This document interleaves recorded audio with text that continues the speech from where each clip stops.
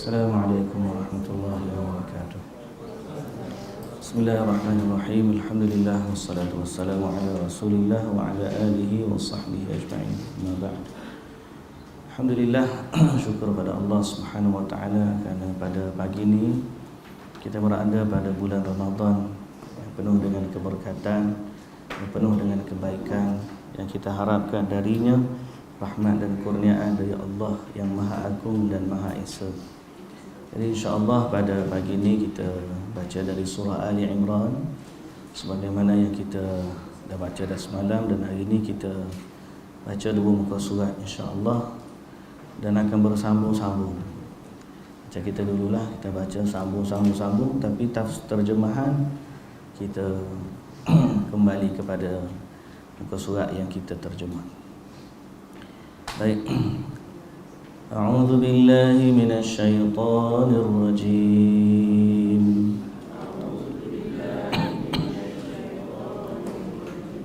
Bismillahirrahmanirrahim. Alif Lam Mim.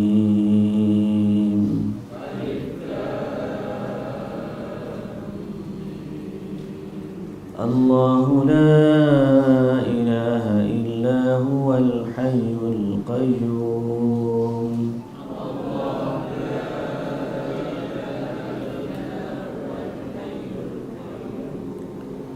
نزل عليك الكتاب بالحق مصدقا لما بين يديه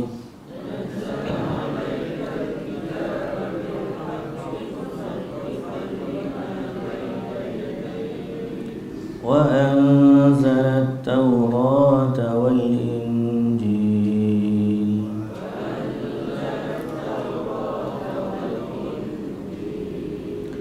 من قبل هدى للناس وأنزل الفرقان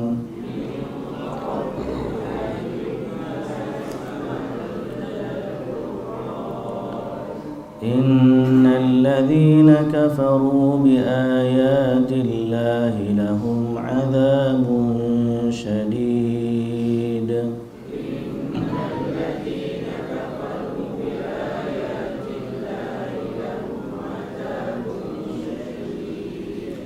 والله عزيز ذو انتقام.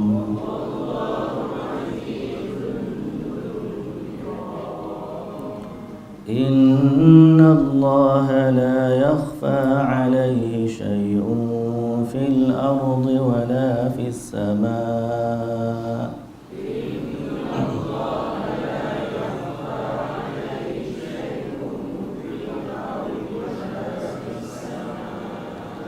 هو الذي يصوركم في الأرحام كيف يشاء.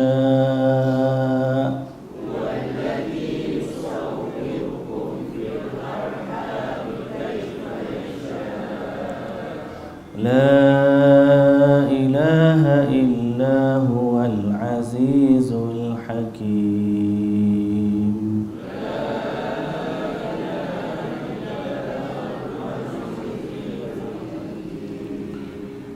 هو الذي أنزل عليك الكتاب منه آيات محكمات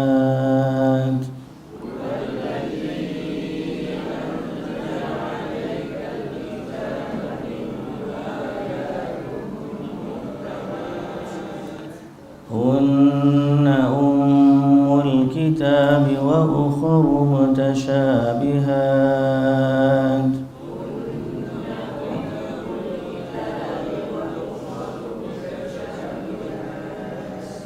فأما الذين في قلوبهم زيغ فيتبعون ما تشابه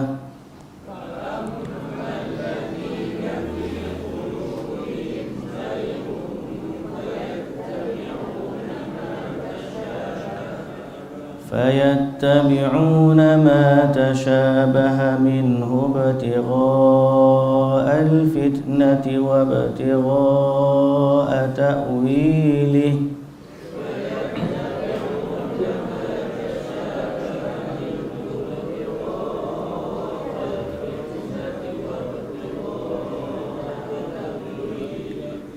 وما يعلم تأويله إلا الله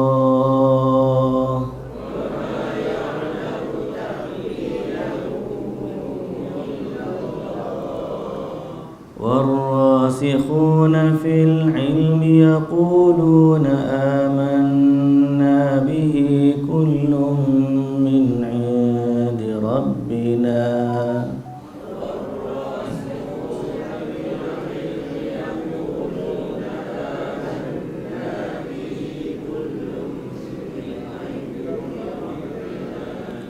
وما يذكر إلا أولو الألباب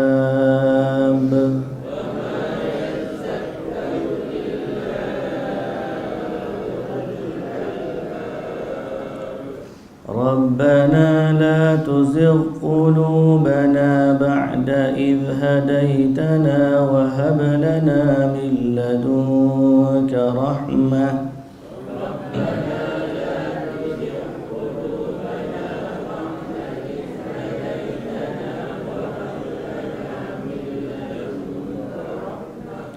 إنك أنت الوهاب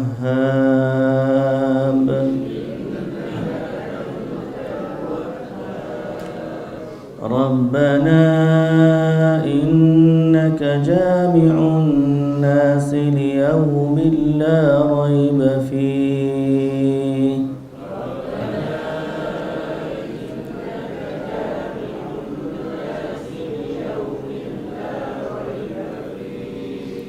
إن الله لا يخلف الميعاد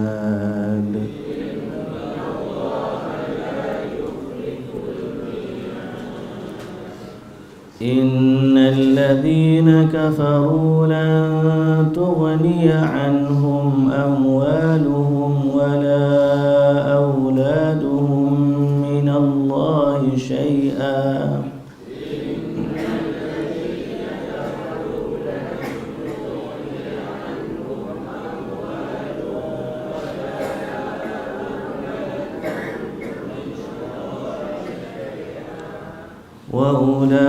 وأولئك هم وقود النار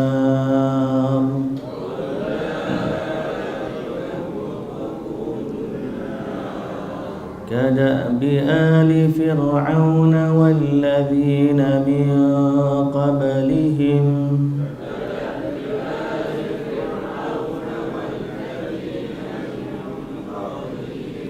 كذبوا بآياتنا فأخذهم الله بذنوبهم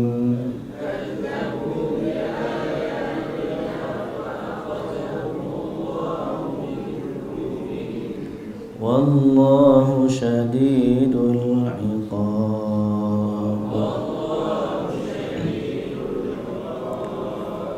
قل للذين كفروا ستغلبون وتحشرون إلى جهنم وبئس المهاد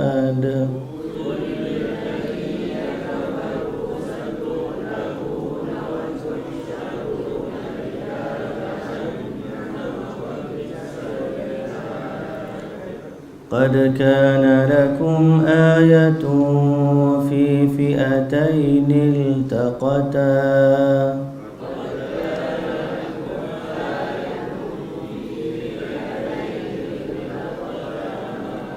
فئة تقاتل في سبيل الله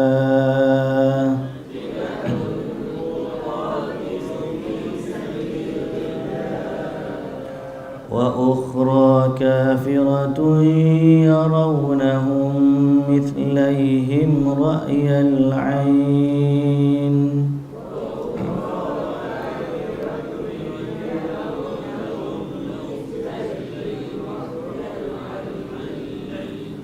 والله يؤيد بنصره من يشاء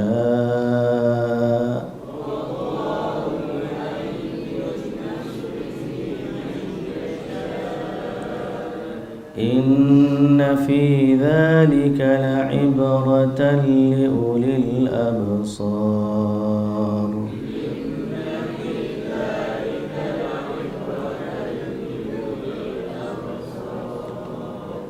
زين للناس حب الشهوات من النساء والبنين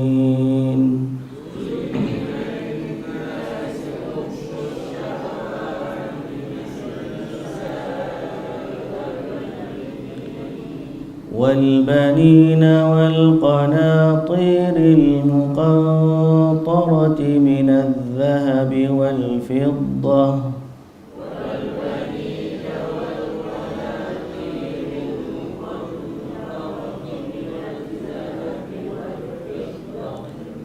والخيل المسومة والأنعام والحرث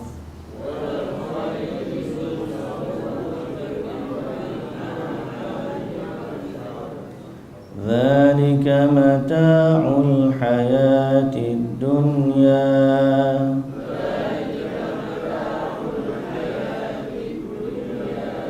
والله عنده حسن المآب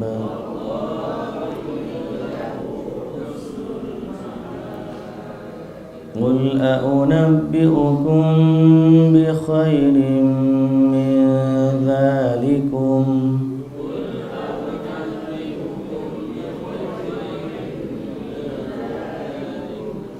للذين اتقوا عند ربهم جنات عدن للذين اتقوا عند ربهم جنات تجري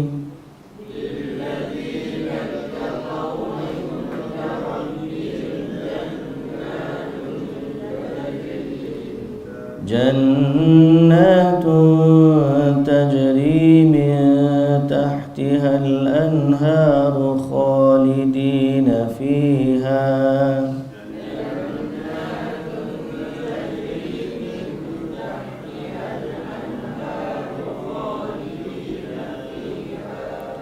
وأزواج مطهرة ورضوان من الله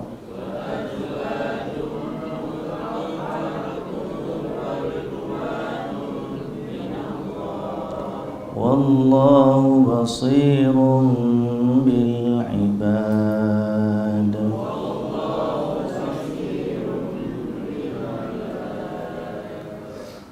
Bismillahirrahmanirrahim. Alhamdulillah wassalatu wassalamu ala Rasulillah wa ala alihi wa sahbihi ajma'in. Sekali lagi kita merafa'kan setinggi puji dan syukur bagi Allah Subhanahu wa taala, pemilik sekalian alam, yang telah mengurniakan dan menganugerahkan kepada kita Ramadan. Alhamdulillah, bagaimana kita sebut pagi ini, kita berada di hari pertama dalam bulan Ramadan. Semoga Allah Ta'ala menjadikan kita sihat tubuh badan, diberikan kekuatan serta taufik dan hidayah untuk kita menghidupkan Ramadan dengan amal-amal kebaikan.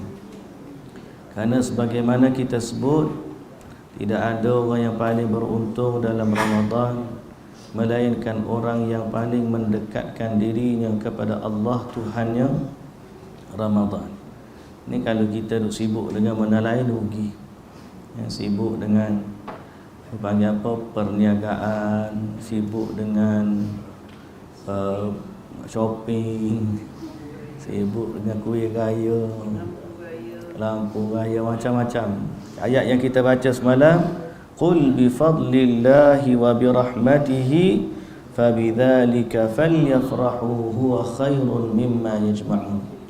Katakanlah wahai Muhammad, dengan kurniaan Allah dan kasih sayangnya, maka bergembiralah.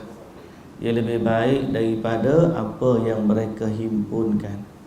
Biarlah orang lain dapat 1 juta ke, dapat 2 juta ke, dapat 3 juta. Hati kita tu berasa juga nak tu, bukan tak nak. Tapi kita gembira dengan rahmat Allah lebih daripada apa yang mereka dapat. Semoga Allah Ta'ala membalas kita dengan ganjaran yang seluas-luasnya. Siapa yang cari dunia, belum tentu dia dapat. Kalau pun dapat, dia dapat tak banyak. Kalau pun dapat banyak, dia tak puas. Kalau pun dia puas, dia tak tahan lama. Itulah dunia.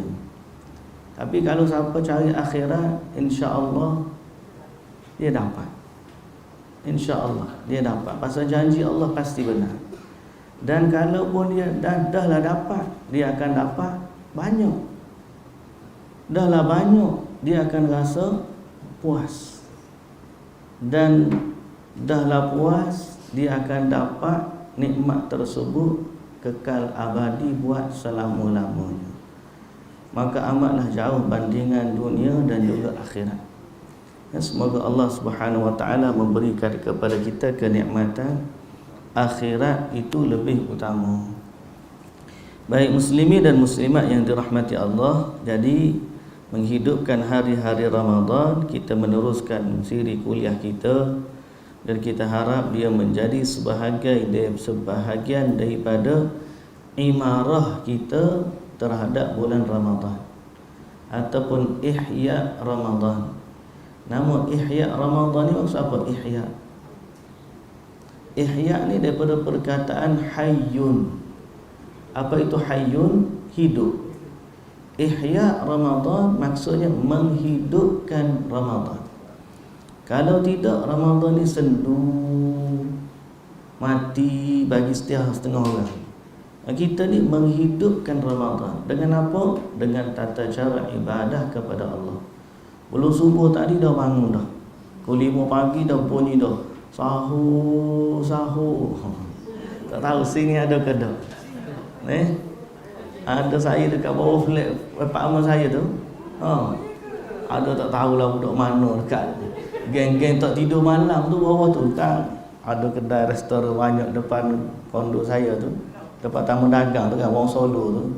Kat Wong Solo kepada restoran. Dia orang tu geng-geng tak tidur pagi tu, tak tidur malam. Tidur jenis kelawar.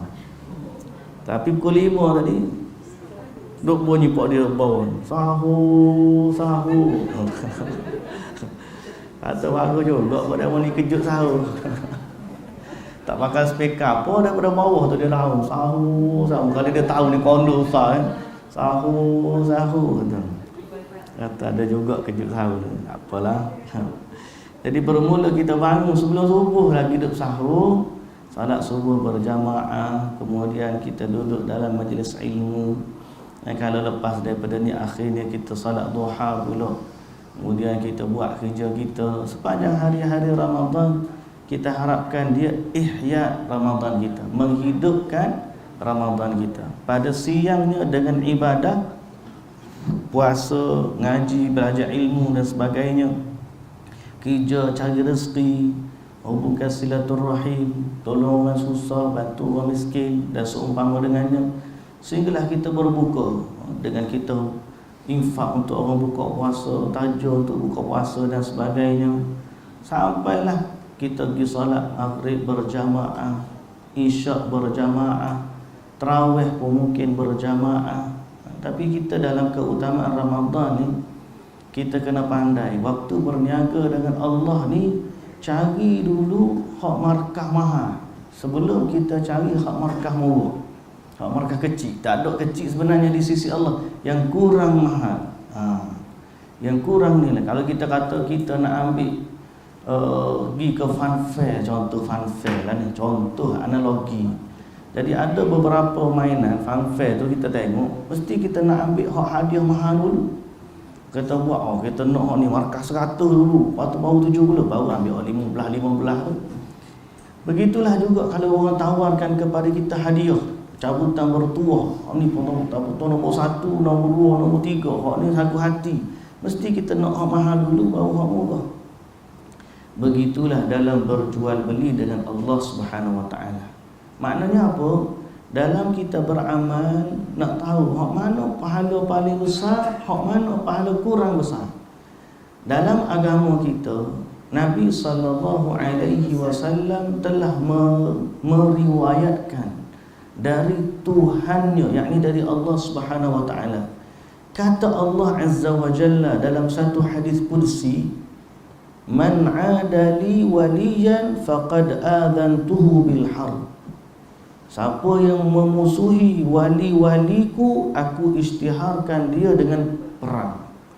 Kemudian dalam hadis yang sama Allah sendiri kata, "Wa ma taqarraba ilayya 'abdi bi syai'in ahabba ilayya mimma aftaradtuhu alayhi. Wa ma yazalu 'abdi yataqarrabu ilayya bin nawafil hatta uhibbahu." Atau kama qala Nabi sallallahu alaihi wasallam. Tidaklah hamba-Ku, kata Allah, mendekatkan dirinya kepadaku lebih aku sukai dari apa yang aku fardukan ke atasnya. Sekali lagi, Allah kata tidaklah seorang hamba, tidak ada seorang hamba boleh mendekatkan diri kepadaku lebih aku sukai dari apa yang aku fardukan ke atasnya. Dan senantiasalah hamba itu melakukan amalan-amalan yang sunat sehingga aku juga mencintai. Berdasarkan hadis tersebut, kita tahu nombor 1, wali Allah ni siapa? Wali Allah ni ialah orang yang jaga amalan yang wajib dan jaga juga amalan yang sunat. Tu wali Allah. Kalau dia ni tak semayang, takkan jadi wali Allah. Kalau dia ni apa lagi, buat benda-benda tak elok, isap rokok, benda haram, terang-terangnya, tak akan jadi wali Allah. Wali ni mesti dia buat perintah Tuhan yang wajib, kemudian jaga lagi yang sunat. Itu satu. Poin nombor 2 dalam hadis ni yang kita nak sebutnya ialah dalam beramal, amalan yang paling disukai oleh Allah daripada hamba-Nya ialah amalan-amalan yang wajib. Lebih Allah sukai dari amalan yang sunat. Dan pastinya pahala dia lebih besar daripada yang sunat. Sebab Allah lebih suka, pahala lebih besar. Jadi dalam Ramadan, antara fiqh berinteraksi dengan Allah di dalam bulan Ramadan ialah jaga yang wajib lebih dahulu daripada yang sunat. Contoh, puasa tu puasalah awak belakang dah. Salat tarawih punyalah penuh orang.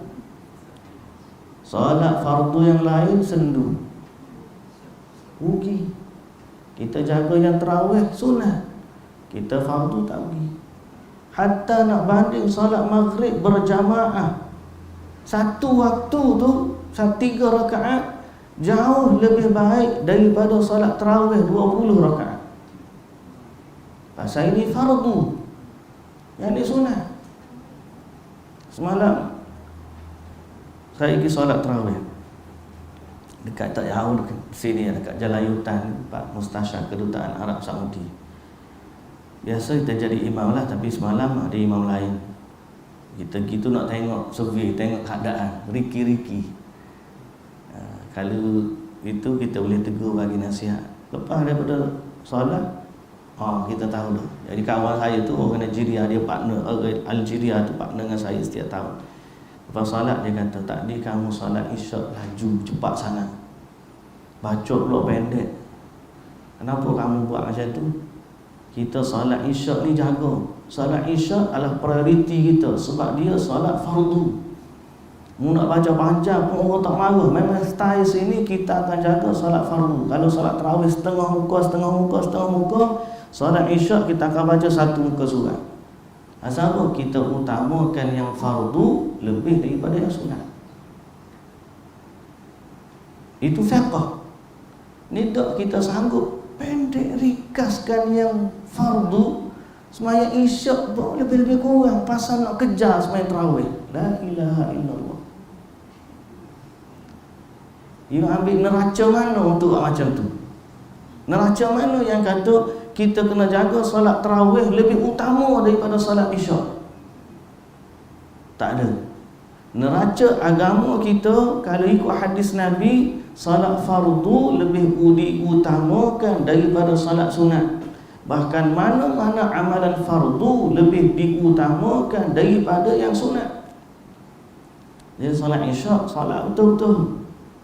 Jangan cepat-cepat, jangan laju-laju. Solat Isyak ni. Lepas tu kalau dulu, kalau kita duduk di sekolah, kalau anak-anak murid kita bergilir-gilir, jangan ada budak-budak kan, kita nak bagi training dia jadi imam tarawih. Saya kata ke ustaz, solat Isyak pastikan ustaz jadi imam. Pasal apa? Isyak ni bukan soal training, ini soal ibadah kita dengan Allah. Ni fardu. Bukan dah main cuba-cuba test budak ni jadi imam. Jangan, pasal apa? Ni fardu. Nak test solat sunat silakan. Tapi fardu kena buat betul-betul. Tidak ada kali kedua kita nak ulang balik dah solat fardu. Pasal apa? Fiqh kita jaga yang fardu lebih utama daripada yang sunat. Contoh lagi, kawan ni infak buka puasa RM1,000. Jumpa anak yatim bagi RM1,000. Oh, tiba-tiba sampai zakat fitrah tak bayar. Dia kata aku dah bayar RM1,000 dah bagi iftar buka puasa. Aku dah bayar RM1,000 dah untuk anak yatim bulan Ramadan. Aku dah ambil belanja banyak dah bagi kat masjid, infak kat masjid dan sebagainya. Tiba-tiba hak 3 gantang ni, hak RM21 paling mahal, hak RM14 paling pertengahan, RM7 tahun lepas lah, tahun ni tak tahulah banyak mana. Tiba-tiba yang ni dia miss. Apakah RM1,000 iftar orang buka puasa, RM1,000 bagi ke orang miskin, RM1,000 bagi tabung masjid, boleh menyelamatkan dia daripada kefarduan 1 gantang beras yang dia tidak infakkan sebagai zakat fitrah. Tak, selamanya tidak akan sampai. Pasal hak ni hak wajib, hak tu hak sunat. Tujuan sunat ni menampung kekurangan yang wajib, bukan sebagai ganti. Orang tak semayang, tiba-tiba banyak salat sunat dia. Semayang fardu dah, semayang sunat 20 rakaat. Dia kata solat fardu 70 rakaat aja. Ni aku tarawih ni 20 rakaat, lagi banyak daripada solat fardu. No, walaupun lebih banyak, dia bukan ganti. Dia hanya boleh menutup kekurangan yang berlaku dalam solat fardu, bukan mengganti. Selamanya walaupun infak dia 1 juta sekalipun, dia tak boleh tutup kefarduan zakat fitrah yang nilai dia RM14. Nilai dia 3 kilo. Ini fardu, bukannya sunat. Ni sunat je kalau bagi 1 juta. Nampak tak? Itu fiqh kita berinteraksi dengan ibadah. Sebab tu muslimin dan muslimat yang dirahmati Allah, semoga Allah Ta'ala bagi taufik, hidayah kepada kita untuk beramal sesuai dengan petunjuk agama. Dan yang kita harapkan tidak lain adalah redha Allah. Bila kita harapkan redha Allah, maka kita kena kembali kepada neraca Allah. Siapa yang kata solat benda fardu lebih Allah suka daripada yang sunat, Allah sendiri yang sebut. Bukan saya sebut dah, Allah yang sebut dalam hadis kursi. Nabi SAW ajarkan kepada kita dalam hadis yang sahih, ada dalam kitab hadis 40. Dan hadis itu tak silap diriwayatkan oleh Al-Imam Tirmizi. Baik, muslimin dan muslimat yang dirahmati Allah Subhanahu wa taala sekalian, sambung kita surah Ali Imran. Ayat yang pertama kita baca Alif Lam Mim. Alif Lam Mim ni macam yang sebelum ni, dia adalah huruf muqatta'ah yang tidak ada sesiapa pun mengetahui maksudnya melainkan Allah.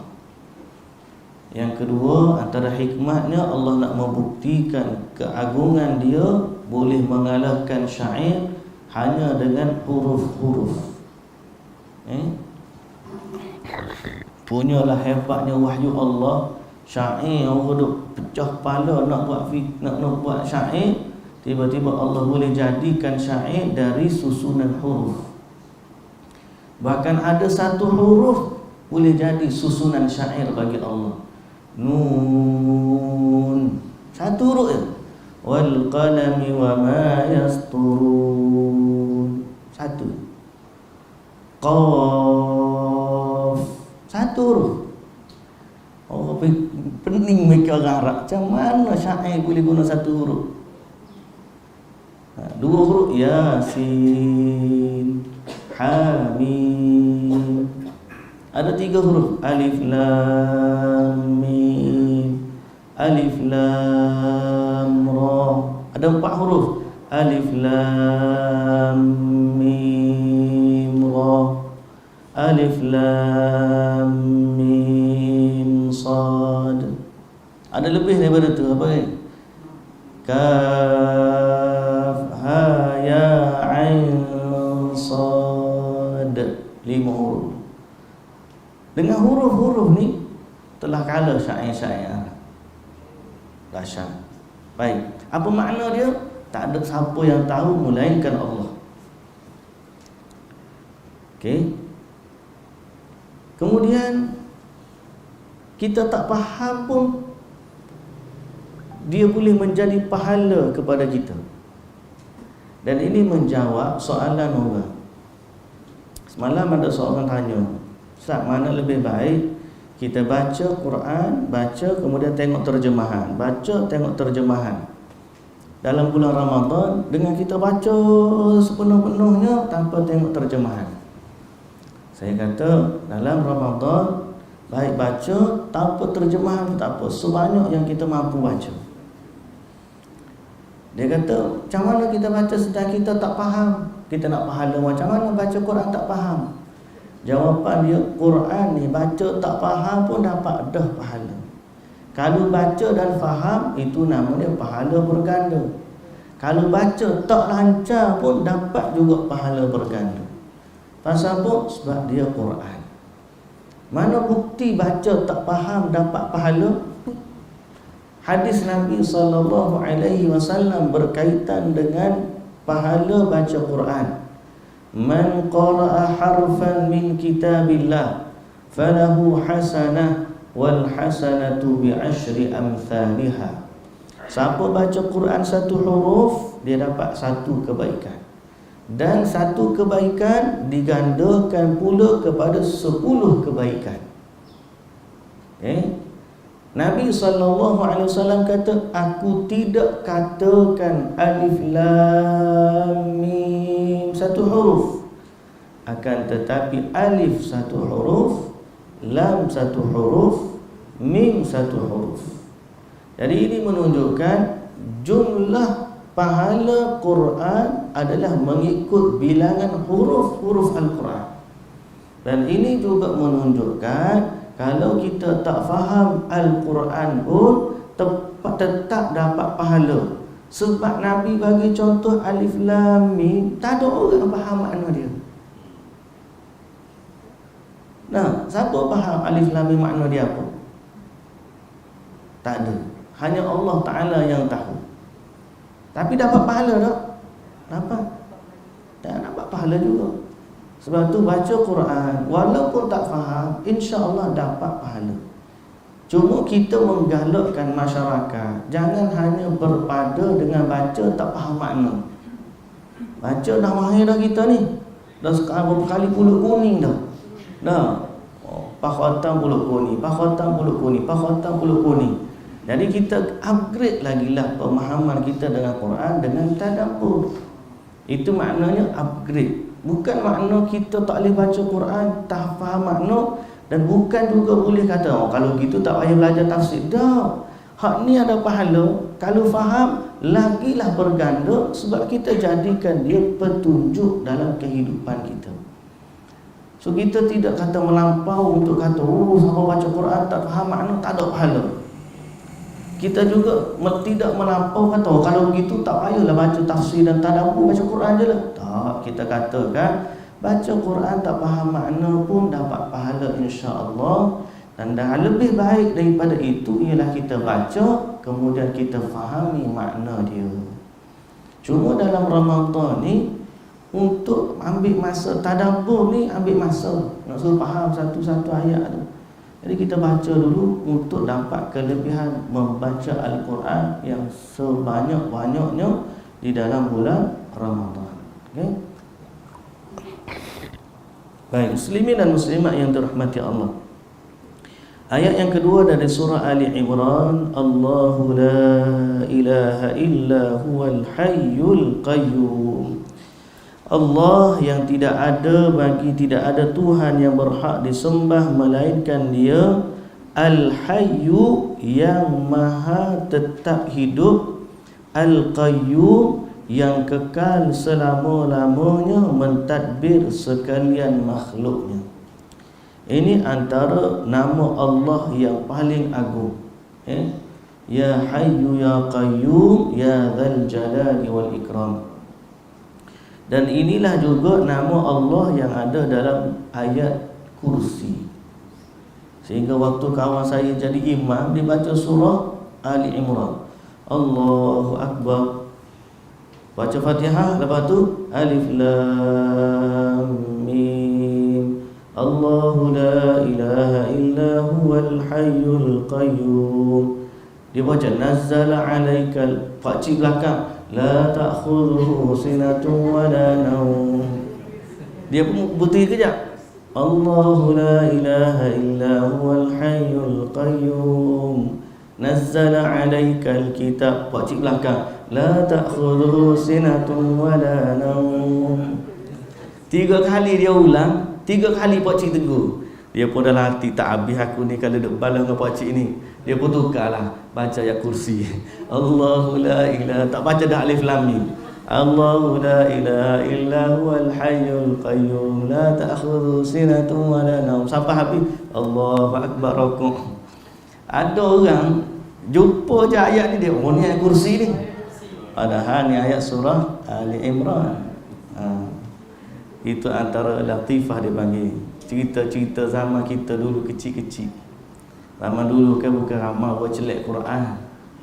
Lagi tu ada juga orang tak boleh terima budak hafiz Quran zaman dulu. Jadi bila budak baca Quran, dia orang tua, dia rasa dia besar, dia boleh tegur budak. Jadi dia nak tegur budak ni, salah budak ni baca, padahal budak tu baca surah lain, pakcik nak baca surah lain.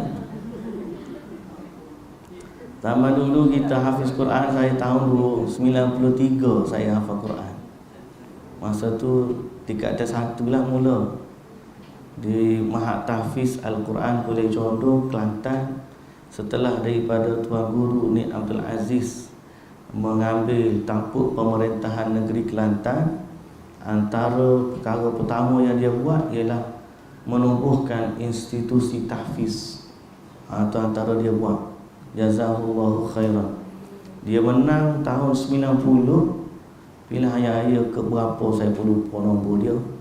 Menang dia tahun 90, tahun 91 tu tubuhkan Mahat Tahfiz. Budak sekolah menengah pada masa dulu ni jarang nak ngapal Quran.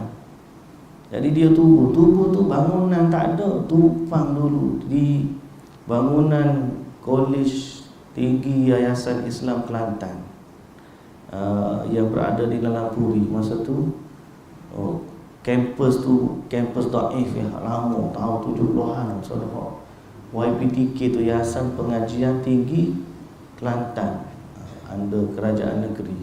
Tumpang situ 2 tahun. Calon dia 30 orang je setahun. Tahun pertama nak ambil, tahun pertama saya dengar cerita, saya batch ketiga. Tahun 91 buka, minta 30 orang, Yang datang interview setelah diwar-warkan, dapatlah 32 orang datang interview. 2 yang buat, 30 yang tinggal. Lepas tu tahun kedua, marketing dia mula bagi baik sikit. Nak 30 orang, datanglah 100 orang interview. Tahun saya, tahun ketiga, 30 orang nak ambil student, 30 orang, yang datang 300 orang. Alhamdulillah, dah ramai. Lepas tahun ketiga tu, pelajar sulung tingkatan 3, tingkatan 2, kami ni tingkatan 1. Bermulalah program Kerajaan Negeri Kelantan melalui Setiausaha Kerajaan Negeri. Tuan Guru buat kerjasama dengan Majlis Agama Islam. Majlis Agama Islam maklumkan kepada setiap imam-imam di Mukim untuk ambil pelajar-pelajar tahfiz 1 malam je dalam sebulan ni untuk jadi imam.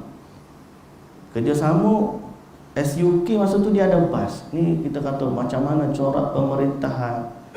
Orang yang ada visi dan misi, walaupun dia tak ada kewangan dan kemampuan, tapi dia buat juga macam-macam mana nak biar jadi. Masa tu dia agensi yang ada Kerajaan Negeri Kelantan, Setiausaha Kerajaan, dia ada bas. Jadi bas ni, bas daripada Setiausaha. Masa zaman saya dulu naik kampung, balik kampung naik bas lagi SKMK tu. Duduk tepi jalan, tunggu nak naik bas ni. Tunggu cokok tunggu bas. Nak balik pintu Kaabah dulu Kota Baru. Zaman tu pengangkutan payah. Jadi Kerajaan Negeri guna Setiausaha Kerajaan Negeri, jadikan dia program rasmi kerajaan. Buat dengan DO. Jadi bas SUK ambil kami di sekolah tahfiz, pergi hantar rumah DO. DO. Imam-imam akan berkumpul di rumah DO, ambil anak-anak pelajar tahfiz ni sebagai anak angkat. Buat balik ke masjid masing-masing untuk jadi imam 1 malam. Jadi malam ni jajahan Kota Baru kumpul di rumah DO Kota Baru ataupun Masjid Muhammadi. Imam-imam daripada Mukim ni mari ambil balik semula ke tempat dia. Lepas habis tarawih, hantar balik ke tempat tu dan patah balik ke sekolah. Esok masuk kelas belajar macam biasa. Malam lepas asar, bah SUK mari ambil. Pergi pula. Kalau jajah yang jauh, lepas zuhur kena pergi dah. Sampai kan bila buat program tersebut meletup. Meletup maksudnya boom. Dalam masyarakat setelah daripada tu nak 30 orang, datang interview 1000 orang. Terpaksa pula dia buat 2 kelas. 62 kelas 2. Daripada 1000 tu dia tak keluar dah lebih daripada 1000. Borang dia buat tapisan lebih ketat. Hanya orang yang ada 4A, 5A je boleh ambil borang tu. Tu pun buka 3 hari habis borang. Ramai. Jadi alhamdulillah setelah daripada itu bercambuh lah mak tahfiz. Zaman kita pergi dulu mula-mula masuk kampung bulan Ramadan ni, pakcik tengok budak kecil tingkatan 1, tingkatan 2 nak jadi imam. So imam kampung ni serumpang dia punya lah, mumpang dia kena semua pakcik. Tengok budak ni, tu yang kata tadi, Allahu la ilaha illa huwal hayyul qayyum. Dia baca Ali Imran, pakcik di belakang, la ta'khudhuhu sinatun wa 3 kali ulang, 3 kali pakcik tu tegur. Lah kali kawan tu dia kata, aku kata tak habis ni balang ke pakcik ni. Jadi dia kata baca ayat kursi lah. Yang nak sebutnya cerita sama dulu cerita. Bila kita tahu ni begitulah. Zaman ni alhamdulillah hafiz kita dah banyak. Cuma kita agaknya boleh fokus pada kualiti akhlak bacaan. Diterjemahkan kepada hafiz-hafiz yang benar-benar berkualiti. Kita tak nak hafiz ni sekadar kita bimbang sampai satu tahap dia jadi macam satu piala ataupun apa, belajar masa kawan-kawan jadi hafiz Quran dan sebagainya, dia pun nak jadi juga. Bukan itulah matlamatnya. Baik, muslimin dan muslimat yang dirahmati Allah, jadi ayat kursi ni Allah puji Al-Hayyul Qayyum, begitulah juga dalam ayat ni. Nazzala 'alaikal kitaba bil haqqi musaddiqan lima baina yadayhi wa anzalat Taurata wal Injil. Dialah yang menurunkan. Dialah ni siapa? Allah. Pada ayat sebelumnya lah, Allah yang tidak ada Tuhan yang berhak disembah melainkan Dia, dan Dia maha hidup lagi maha kekal buat selama-lamanya. Dialah yang menurunkan kepadamu Al-Quran, Al-Kitab. Ini balik kepada cerita gitulah kita, wahyu. Quran ni wahyu. Kena ingat, siapa yang turunkan Quran? Allah. Siapa Allah? Pemilik alam semesta. Jadi Quran ni dia datang dari lapisan langit yang ketujuh, atas lagi daripada arsy. Itulah datangnya dari Allah Azza wa Jalla sendiri. Daripada Allah turun ke Lauh Mahfuz. Daripada Lauh Mahfuz turun ke Baitul Izzah di langit yang kedunia.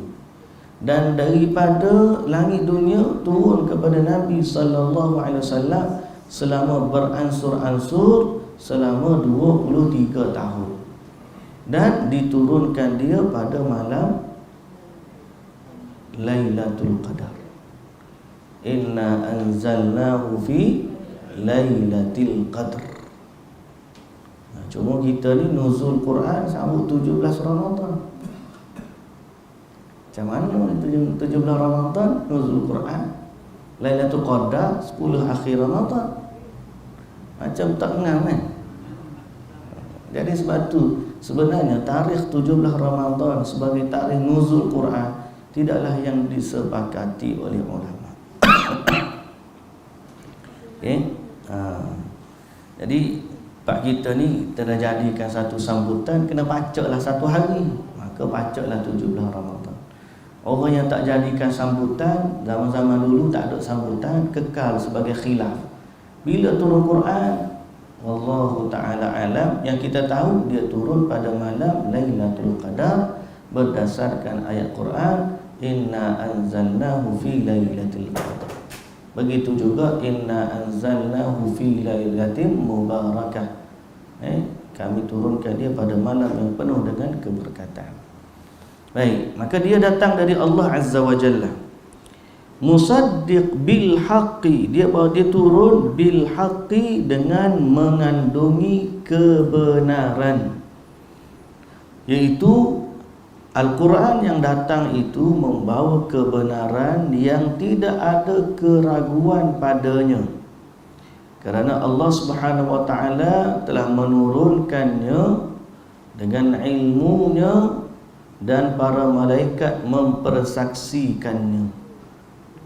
Musaddiqan lima baina yadayhi, sebagai pengesahan atau membenarkan isi kitab-kitab suci yang telah diturunkan lebih dahulu daripadanya, dan dia jugalah yang menurunkan At-Taurat dan juga Injil. Jadi Quran ni dia bawa kebenaran, membenarkan kitab-kitab yang terdahulu, dan Tuhan samalah yang menurunkan Taurat, Tuhan samalah yang menurunkan Injil. Cuma isi kandungan tak sama. Isi kandungan Quran lebih istimewa. Sehingga dalam Taurat, dalam Injil, bila saya duk tengok perbahasan orang-orang etis dengan pendakwah-pendakwah Islam, antara perkara yang istimewa dalam Quran tak ada dalam Taurat dan Injil ialah nama-nama Allah. Walaupun dia ni ada, kita kata dia datang dari Allah, tapi hari ni kalau buka Taurat, kalau buka Injil, mereka akan guna nama God, Tuhan. Kita tak guna nama Tuhan. Kita ada dalam Quran kalimah Rabb sebagai Tuhan, tapi kita ada nama khas, iaitulah Allah Ar-Rahman Ar-Rahim. Kita boleh seru ya Allah, ya Rahman, Ya Rahim, Ya Hayyu, Ya Qayyum, Ya Dzal Jalali wal Ikram, Ya Aziz, Ya Jabbar, Ya Qahhar, Ya Salam, Ya Muhaimin. Nama-nama Allah ni banyak dalam Quran, sehingga Allah memperkenalkan dirinya dalam Quran tidak seperti mana yang ada dalam Taurat, tidak seperti mana dalam Injil, kerana Al-Quran adalah kitab Allah yang paling mulia dan dia mengumpulkan segala kebenaran yang ada dalam kitab terdahulu. Musaddiqan lima baina yadayhi wa anzala at-Taurata wal Injil. Min qablu, sambungan ayat yang ketiga. Pukul 8 kita ni. Sambung besok lah pula. Nak sambung lagi tapi kira-kira tengok pukul 8. Galik tengok baca Quran ni. Jadi semoga Allah Subhanahu Wa Taala, kita esok ada lagi, kita sambung esok pula lah. Allah Taala alam. Subhanakallahumma wa bihamdika, asyhadu an la ilaha illa anta, astaghfiruka wa atubu ilaik.